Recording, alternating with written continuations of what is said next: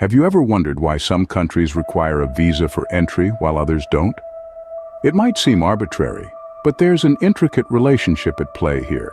Visas are most commonly used as a tool for managing international movement. Think of them as a gatekeeper, controlling who comes in and out of a country. Now, imagine a spectrum with economically developed and stable democracies on one end and less developed, unstable countries on the other. The former often offer extensive travel freedom. They have the resources and systems in place to manage a high level of international movement. On the flip side, less developed and unstable countries tend to have lower travel freedom. Why is that, you ask? Well, these countries often grapple with concerns about illegal immigration. They might lack the infrastructure to effectively manage a large influx of people, or fear that increased immigration could destabilize their already fragile systems. So, in essence, the need for a visa often boils down to a country's economic status and stability. Now that we understand why some countries require visas, let's delve into the relationship between visa policies, travel freedom, and passport strength.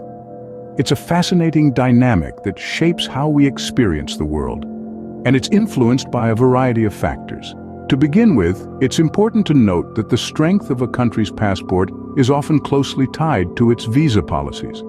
Countries with strong passports, those belonging to economically developed and stable democracies, tend to have more closed visa policies. This means they're more selective about who they let in, often requiring extensive documentation and rigorous screening processes.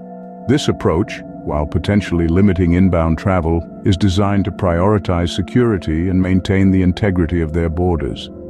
On the other end of the spectrum, countries with weaker passports, typically less developed or unstable nations, are often more open to foreign nationals.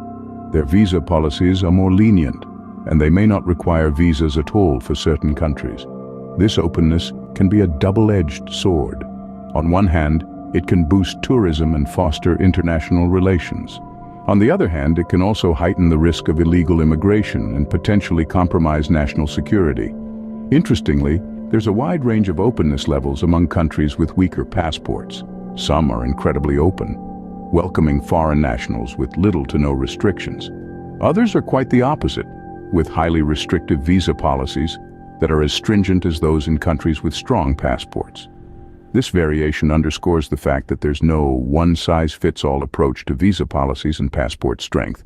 Each country has its own unique circumstances and strategies, shaped by a complex interplay of economic, political, and social factors. As we can see, passport strength and visa policies are closely linked to a country's openness and travel freedom.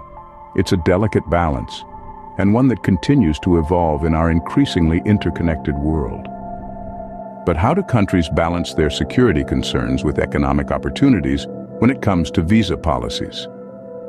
This question is at the heart of the complex world of international travel and migration.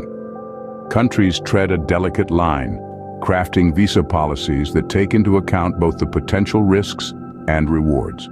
Highly developed nations, often with strong passports and high levels of travel freedom, tend to adopt more closed visa policies.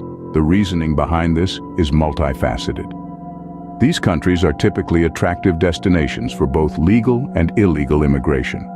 As such, stringent visa policies act as a type of safeguard, helping to regulate the flow of people across borders and mitigate security risks, such as illegal immigration. However, it's not just about security. These nations also recognize the immense economic opportunities that come with international travel. Tourism, business travel, and foreign students all contribute significantly to their economies. Therefore, while they may maintain rigorous visa procedures, they also devise strategies to streamline processes for certain types of travelers, thereby fostering economic growth. On the other hand, less developed countries with weaker passports tend to have more open visa policies. These nations often see economic opportunities in attracting foreign nationals, whether through tourism, business, or even potential long-term residency. However, they too have to weigh these economic benefits against potential security risks. Therefore, their visa policies may be more flexible, but they are by no means lax.